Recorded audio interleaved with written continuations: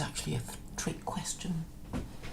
Doesn't matter what race you are or where you live. If you realise that your religion is kaput, then if you were being rational, you would have to consider whether you need to replace it, and if you do need to replace it, what to replace it with. It's very simple. Or it would be very simple if you were not in a state of neurosis and denial.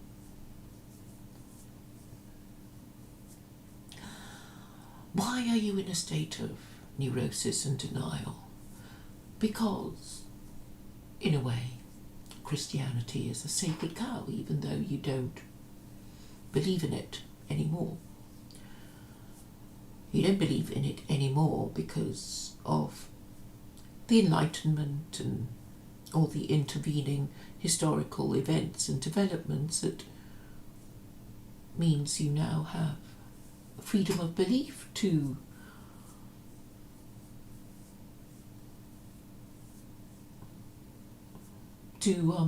say what you like about religion and politics until and unless you are cancelled for hate speech reasons. But anyway, within those parameters you are allowed to discuss religion, and in fact you have the liberty to discuss all the things that I'm discussing, except you don't want to.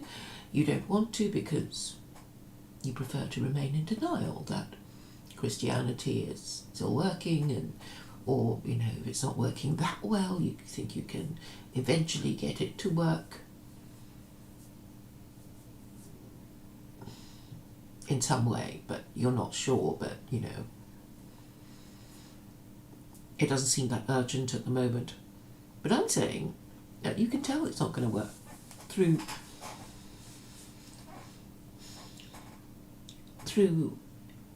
your powers of deduction. You know that, I don't know, it's sort of like, you see a car, you think in theory it can take you from A to B, but the engine's been taken out, so it's not going to move on its own. It's that kind of thing.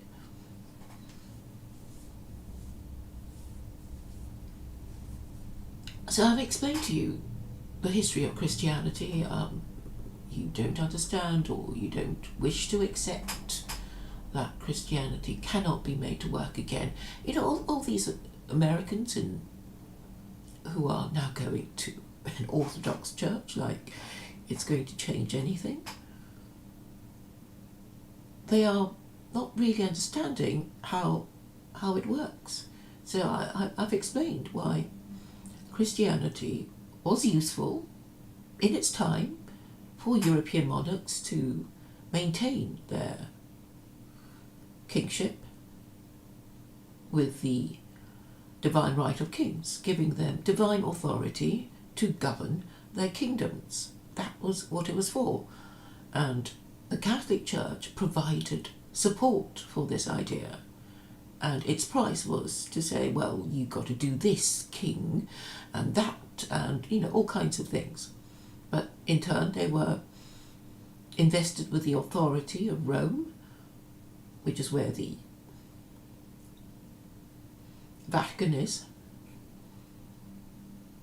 But I think a lot of Westerners don't understand this. So Christianity maintained a political system that was really a bunch of absolute monarchs getting their divine authority from the Catholic Church. So that was what it was all about, and we know that because that was what the first king did, the one who adopted Christianity before Rome fell. It was Constantine the Great. He was the one who adopted Christianity as the imperial religion of Rome.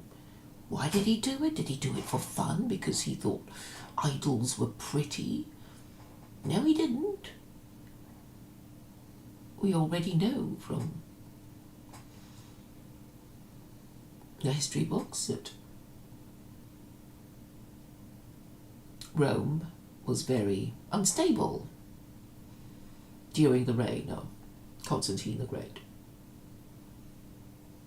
The imperial cult was breaking down. Well, it was failing, people didn't really believe in it, and there was a year called the Year of the Five Emperors, which meant that there was a lot of fighting going on. 5 men who thought they were Emperor of Rome and didn't last very long, all in one year. I don't know the details, but you can deduce from that Rome was not a particularly stable place.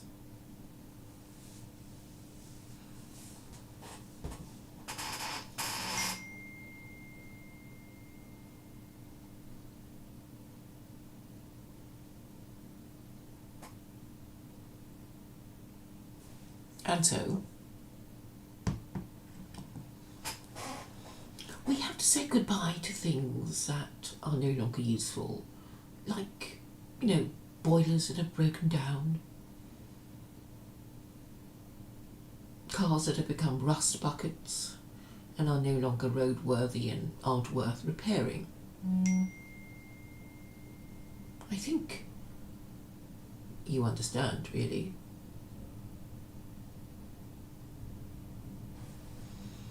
I suppose in the scheme of things, people cannot accept that something that has been with us for 2,000 years can just kick the bucket, more or less. But you see, there's something very unnatural about Christianity. I've said it's idolatry, but it doesn't even begin to describe the features of this peculiar religion.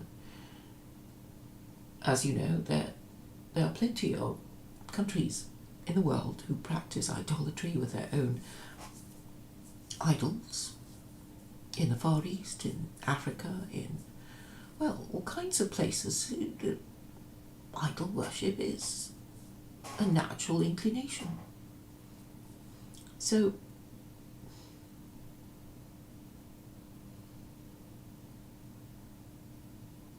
there is nothing odd about that.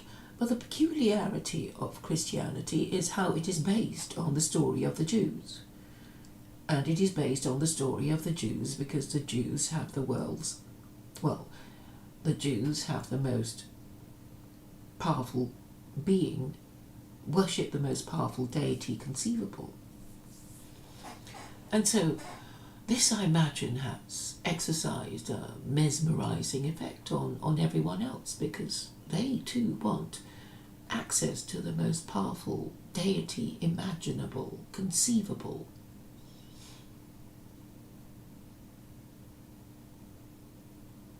And Christianity was the first attempt to adopt the God of Israel, to suit the purpose of Gentile nations.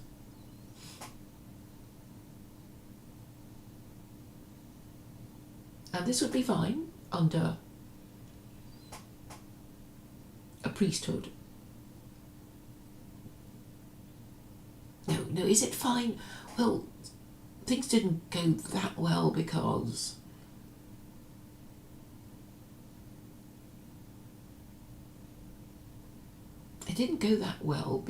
there was a lot of suffering and fighting, wasn't there? And with the wars of the Reformation and all kinds of wars.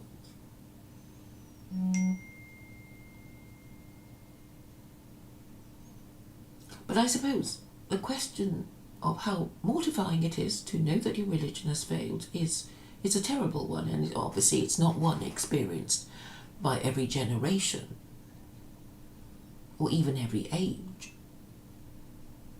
But we are on this. Is cusp an appropriate word?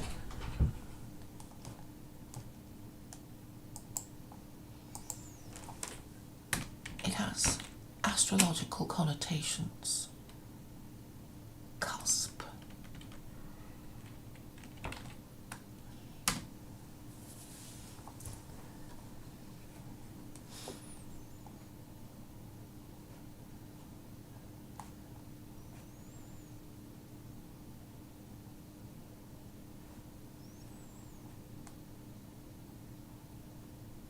A point of transition as from one historical period to the next. So I was right in the context that I was trying to use. We are on the cusp of transition from, well, matriarchy to theocracy, as I keep saying. And obviously it's going to be inconvenient and a little frightening. But I'm saying it should be okay if people do the right thing, if you have the best people in charge. But we don't know if the best people will be in charge, because it does appear that the worst people hold all the power.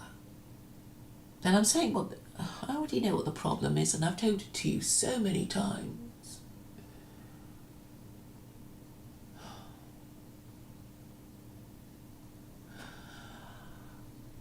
So this dream is really about what Daniel was saying earlier, and he was saying I was lacking in compassion, and I didn't understand, and I didn't care. And I'm saying, actually I do care, actually I do understand. And I'm telling you why it has to be done, and why you're dragging your heels or dragging your feet about not doing it.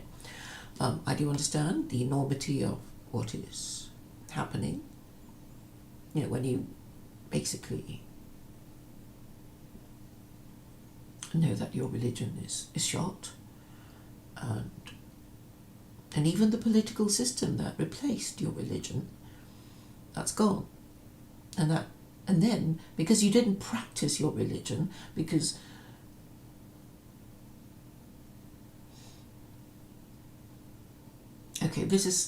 this is what I think went wrong. Christianity is basically unbelievable and could only be enforced when Christians burnt each other at the stake. And then they replaced this horrible system with liberalism, and liberalism, because it just couldn't get people to respect marriage, caused degeneracy in the last 50 years. And by degeneracy I mean each generation being more foolish, more corrupt, more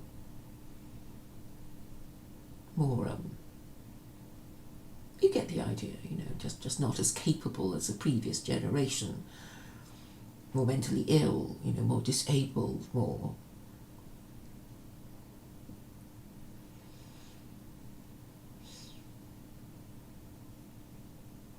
lower in economic status, lower in social status.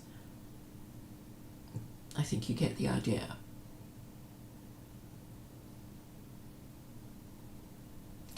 So, in the last 50 years, the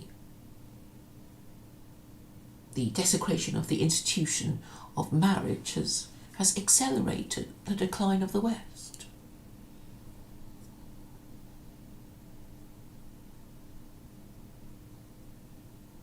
And this is basically the problem, and people won't acknowledge it. Not even the people who ought to be concerned, because they're busy denying it, because they can't bear the thought of its replacement, and they can't bring themselves to be the first one to openly discuss the subject. I think I understand the problem, really. They don't want to be the first one to platform me because they're basically moral and intellectual pygmies who just don't can't bring themselves to do the right thing. And this again points to the failure of the moral education of Westerners. They just can't do the right thing. Whenever some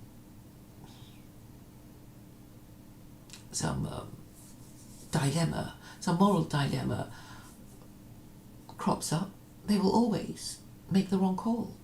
They will do the wrong thing because of their lack of moral education, which they can't bring themselves to acknowledge or discuss. So things will get worse. Unless somebody does the right thing, and that is by no means certain because of the history and culture of always doing the wrong thing and then blaming the Jews. So that is one of my concerns.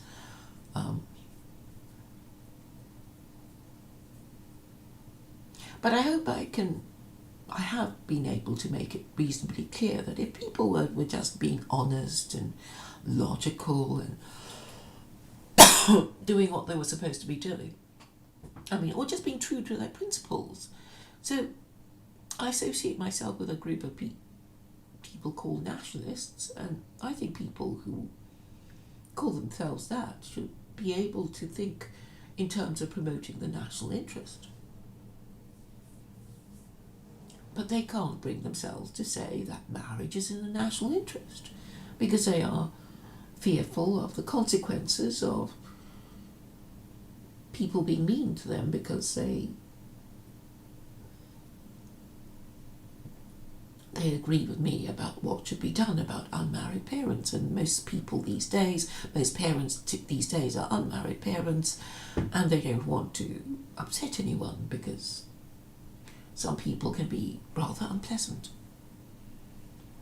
So I do understand there are psychological and social reasons for not accepting secular Quranism, and then there are, those who will just want to do down other people just because they can.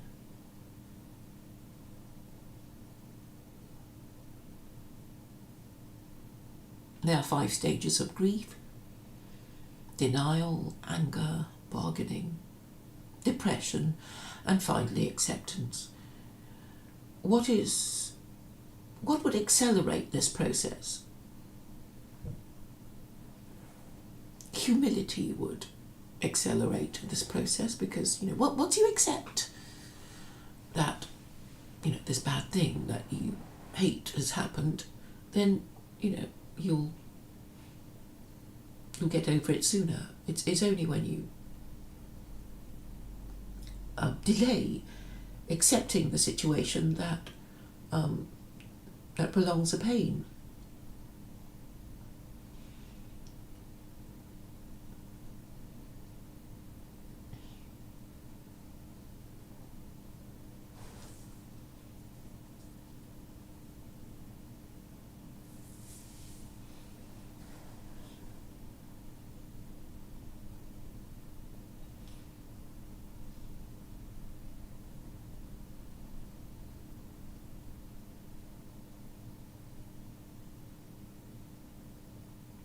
And talking about humility,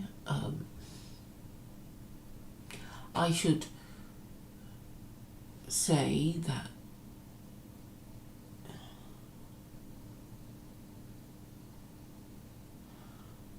antisemitism is actually a lack of humility. And I'll explain why, because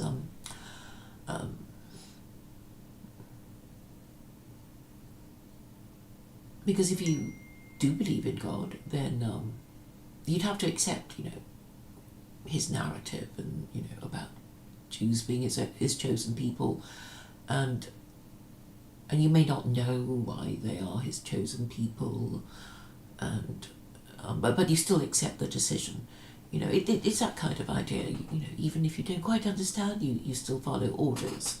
That is basically what I'm talking about. You don't just say, well, I don't see why I have to do it, I'm not going to do it. And I think this is the main problem. And if we see it in those terms, then the problem might be more easily solved. You know, this digging in of heels, this sort of stubbornness, and therefore the tendency to prolong suffering by denying reality. So I've seen one kind of reaction, which is I hate Jews, therefore I hate the God who made them his chosen people. That is basically the most common reaction, and therefore I reject the Abrahamic God and all the Abrahamic faiths, and I will make for myself, I'll create for myself a religion that will be followed by the rest of my people. I think that's basically it. Nothing particularly intelligent. Adam Green, I think, is on his way to that. That there are others who, you know, already got there, are in the process of creating their own religion, without considering for one moment why anyone would ever follow it, since they are the bottom of the heap in terms of class. So nobody above them is going to follow their gods. So they will remain a marginalised class of people who are not even aware, who so lack self-awareness that they don't know that they're going to fail, is basically what I'm trying to say. In my view, the correct solution would be, if you're going the God route, is to do things properly. And that means, well, you have to consider what is available at the moment, and obviously, you know, the Abrahamic God is conceptually available, and you can, you know, choose 3 religions that worship the Abrahamic God. You won't. I mean, some people still choose Christianity because they don't think they've done it, you know, hard enough or something, so they're going to do it harder and go to church more, and somehow going to church will change the laws of their country, when it's so obvious it's not going to. And really the only way to shock and awe our political classes is to say, yeah, we want Sharia. That's what we want. Why are you going to say no? You know, what? That's the only way to do it, isn't it? Until you get some kind of dialogue. I think that would be more constructive than going to your church every Sunday. And the thing is, it's a sign of stupidity, and that will make your opponents, well, laugh hard at you, right? You know, if all you can think of to do is to go to a different church on Sunday, well, you can be safely dismissed as being stupid.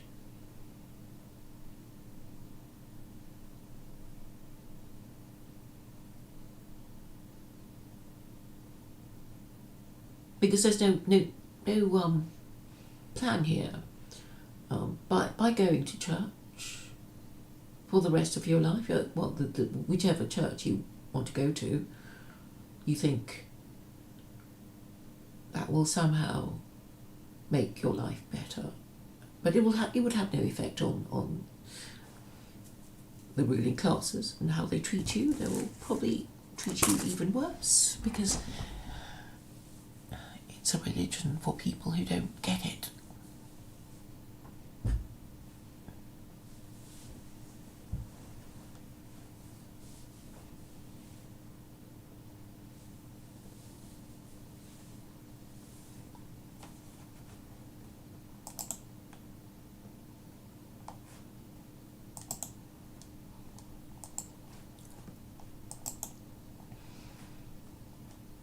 And I think I did make all the points I wanted to make. Oh yes. But the horror of having, your moral and political system failing at the same time. Well, it doesn't happen that often. And we should be grateful that the cure exists. Even if you don't much like it, but at least, a cure exists. Which is better than not having a cure. I mean, the Romans didn't have a cure, did they? Because Islam didn't come about until after the Roman Empire had fallen.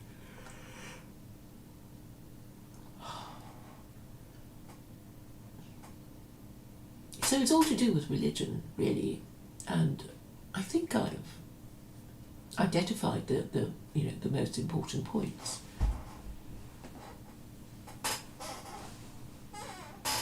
So I don't think people should be frightened and angry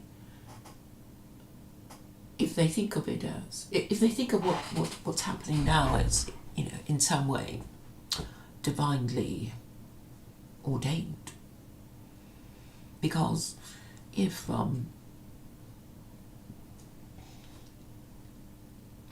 three global Christian empires flourished, then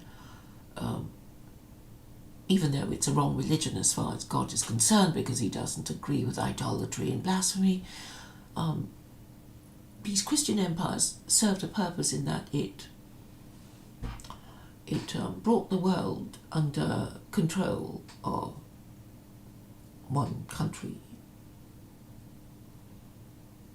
America, and before that Britain, the English-speaking peoples.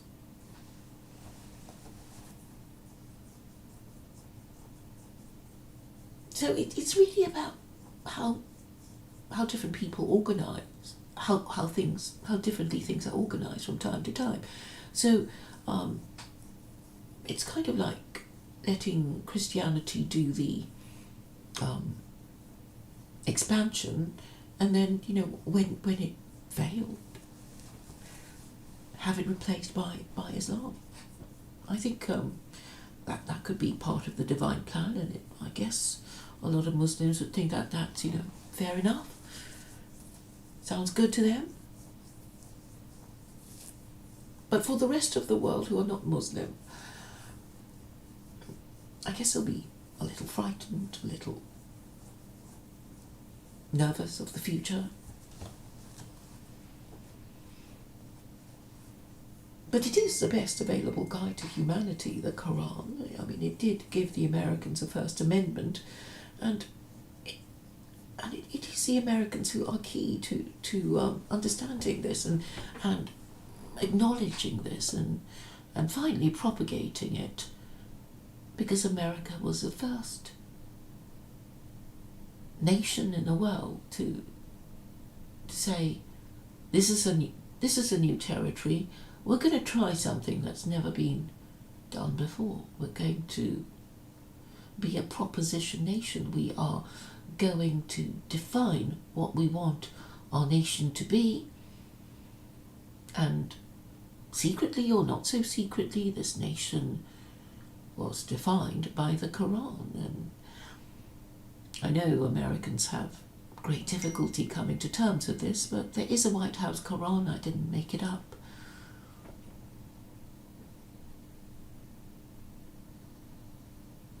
And I suspect the role of the Freemasons is to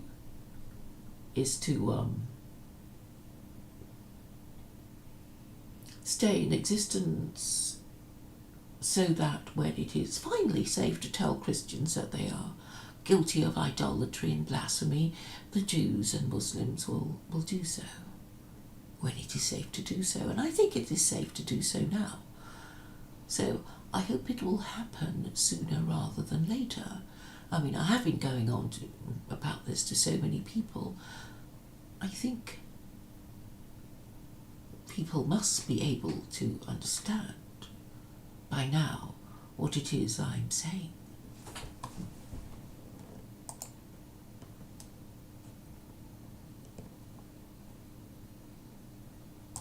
Should Westerners feel ashamed? I don't. Well, it's a matter of attitude, isn't it?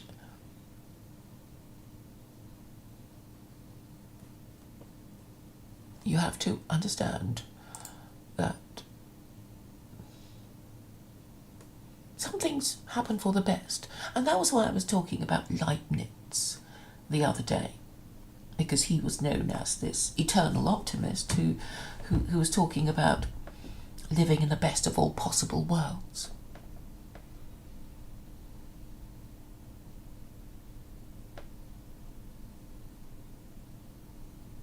And this means that while bad things may happen in our lifetimes,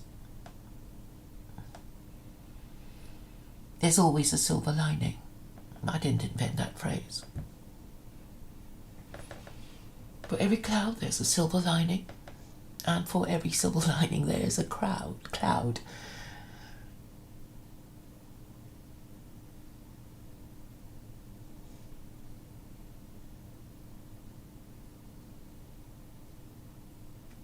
So what should we be grateful for? Well, I think we live in a time when I think future generations will say, well, what was it like to live, And not so much the technology that an advancement that we enjoy, but well, I suppose they'd be interested in, well, how did it feel? What was it like? Which side were you on? And when did you change sides? And those questions would be asked.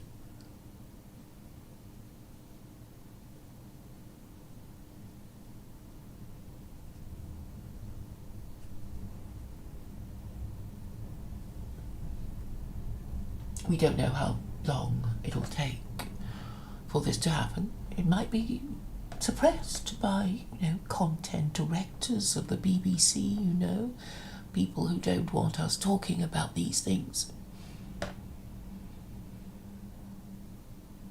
We should see it in terms of those who want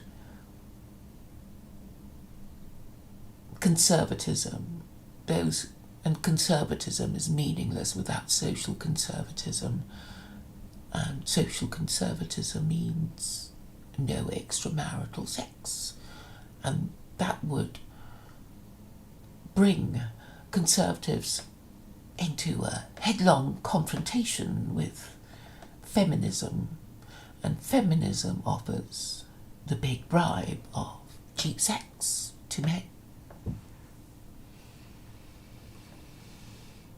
But cheap sex is not a builder of civilization.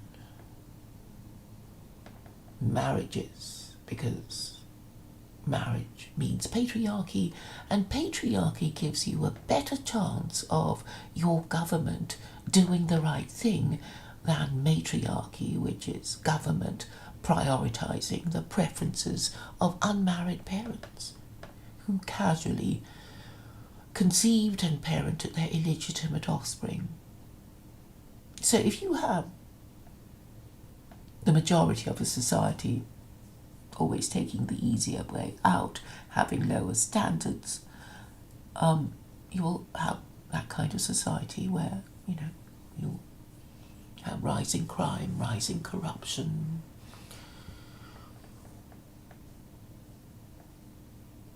superstition, nonsense, and that sort of thing. And, or you want to live in a rational society where, the obviously sensible thing is going to be done. I know what I prefer. I know the kind of society that I remember. And I think it can be easily fixed, in theory anyway. But the theory, the solution can only be carried by people, courageous people of principle and conviction, prepared to take a few risks so that they will put this proposal to the highest status person that they know.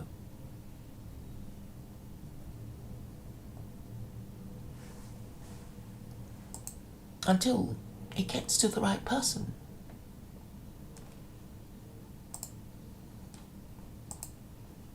I mean, is there any doubt at all that Christianity and liberalism have failed?